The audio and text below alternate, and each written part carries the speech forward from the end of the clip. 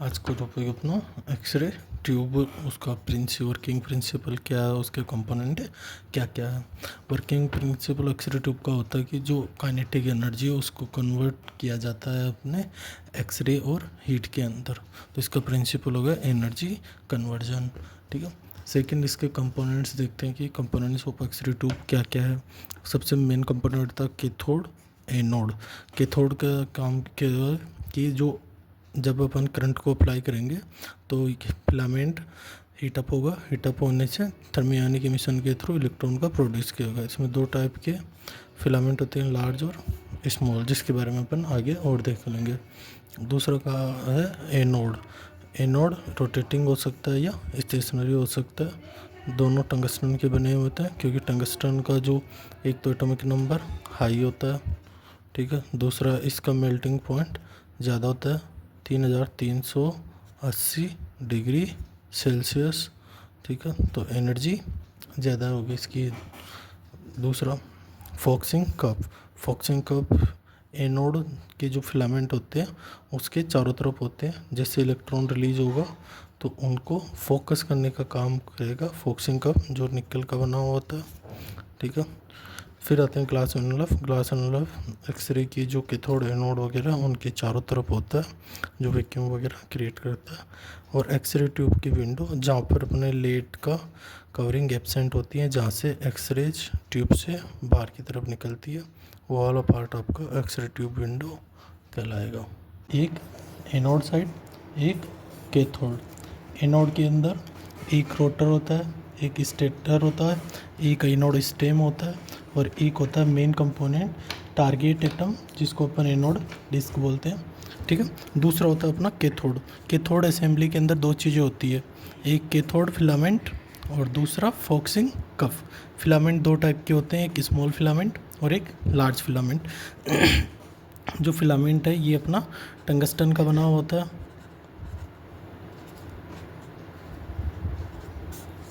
Atomic number 74 हो गया tungsten का। नेक्स्ट चलते हैं अपन एनोड। एनोड भी दो टाइप्स का बना होता है, एक टंगस्टन, दूसरा मोलिब्डेनम।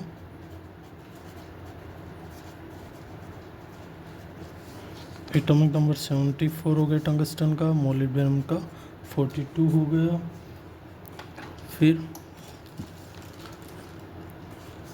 ये हो गया अपने रोटेटिंग एनोड एक्सरे ट्यूब के अंदर। सेकेंड टाइप की एक्सरे ट्यूब आती है stationary X-ray tube. Stationary X-ray tube के अंदर जो एनोड होता है, एनोड अपना स्टेशनरी होता है, रोटेट नहीं करता। स्टेशनरी एनोड के अंदर जो अपना ये वाला कंपार्टमेंट है ये अपने टंगस्टन का बना होता है, जबकि ये बाहर जो दिख रहा है ये अपने कॉपर का बना होता है, क्योंकि कॉपर की जो कंडक्टिविटी होती है वो बहुत अच्छी होती है। इसकी वजह से जो यहाँ पर एक्सरे प्लस हीट का प्रोडक्शन होगा, तो हीट का डिसिपेशन करने के लिए कॉपर गुड कंडक्टर के रूप में होगा, तो अच्छे से हीट का डिसिपेशन हो जाएगा। मेनली होता क्या है इसके अंदर एक्सरे ट्यूब के अंदर अपने, जैसे ये अपना कैथोड पार्ट है, इसके अंदर अपने जैसे करंट प्रोवाइड किया, फिलामेंट हीटअप होगा, फिलामेंट होगा हीटअप, फिर इलेक्ट्रॉन का रिलीज होगा थर्मियोनिक एमिशन के थ्रू। थर्मियोनिक एमिशन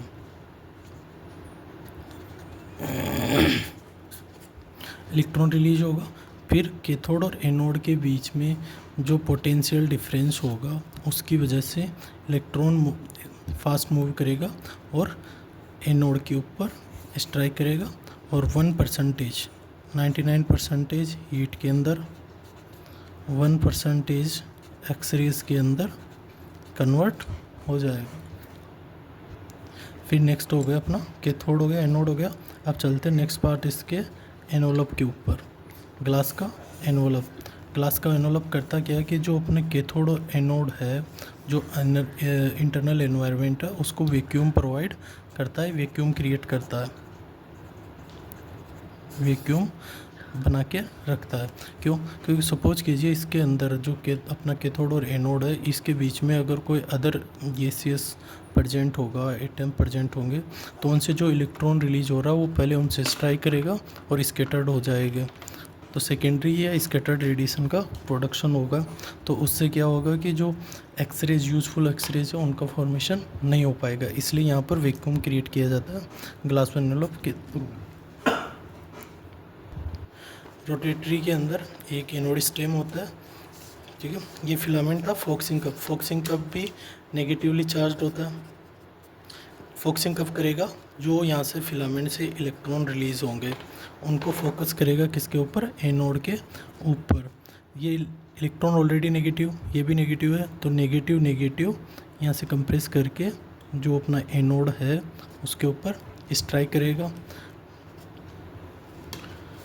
दूसरा, ये अपना रोटेटिंग एनोड होने से बेनिफिट ये है कि इसके अंदर अलग अलग, जैसे सपोज कीजिए एक बार यहाँ पर अपने स्ट्राइक किया इलेक्ट्रॉन, फिर ये रोटेट होगा तो दूसरे पार्ट के ऊपर स्ट्राइक होगा, फिर तीसरे पार्ट पर, तो इसकी लाइफ स्पान ज़्यादा होती है, प्लस हीट का डिसिपिएशन अच्छे से हो जाता है इसके अंदर, ठीक है। ये सब कुछ हो गया, यहाँ पर अलग अलग हुआ, हीट का डिसिपेशन अच्छा होगा। तो स्टेशनरी के बजाय रोटेटिंग कंफर्ट रहता है, क्योंकि बार बार एक्सपोजर मिलेगा तो यहाँ पर हीट का डिसिपेशन ज़रूरी होता है।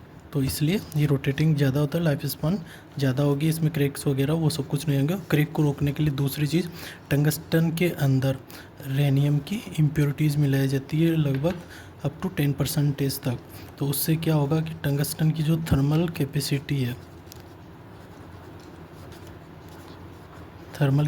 है वो इंक्रीज़ हो जाएगी, जिससे जो टंगस्टन होगा उसके अंदर क्रैक्स वगैरह नहीं आएंगे और इसकी ट्यूब की लाइफ स्पान इंक्रीज हो जाएगी, ठीक है। ये सब कुछ हो गया अपने एक्सरे ट्यूब के बारे में। अब देखते हैं, जैसे ये सपोज कीजिए अपने यहाँ पर जो कैथोड पार्ट है उसको इलेक्ट्रिक या करंट प्रोवाइड करवाएगा, तो ये फिलामेंट हीटअप होगा। फिलामेंट हीटअप होने से थर्मियोनिक इमिशन के थ्रू इलेक्ट्रॉन रिलीज होगा, वो यहाँ पर क्लाउड का फॉर्मेशन करेगा, ठीक है। उसको स्पेस चार्ज इफेक्ट बोलते हैं। फिर यहाँ से कैथोड और एनोड, इन दोनों के बीच जो केवी पोटेंशियल डिफरेंस होगा, जितना ज़्यादा होगा इलेक्ट्रॉन का मूवमेंट एनोड की तरफ उतना ही फास्ट होगा और एक्सरेज का फॉर्मेशन होगा। एक्सरेज जिस जगह से एक्सरे ट्यूब से बाहर एग्जिट होती है उसको एक्सरे ट्यूब विंडो या विंडो बोल देंगे। एक्सरे ट्यूब विंडो मेनली अपनी जो इसके बाहर आवरिंग होगी वो बोरोसिलिकेट की बनी हुई होगी। दूसरा, इंटरनल स्ट्रक्चर अंदर की तरफ, ठीक है, इसके चारों तरफ जो अंदर की तरफ होगा वो लेड की कवरिंग होगी। X-ray tube mainly energy conversion के प्रिंसिपल पर वर्क करती है। एनर्जी कन्वर्जन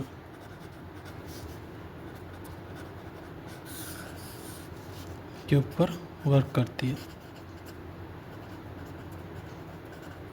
तो एक्सरे ट्यूब का प्रिंसिपल होगा एनर्जी कन्वर्जन, क्योंकि काइनेटिक एनर्जी को यहाँ से जो इलेक्ट्रॉन गएगा फास्ट मूविंग, तो उसकी काइनेटिक एनर्जी में जो लॉस होगा उसकी वजह से एक्सरेज का प्रोडक्शन होगा।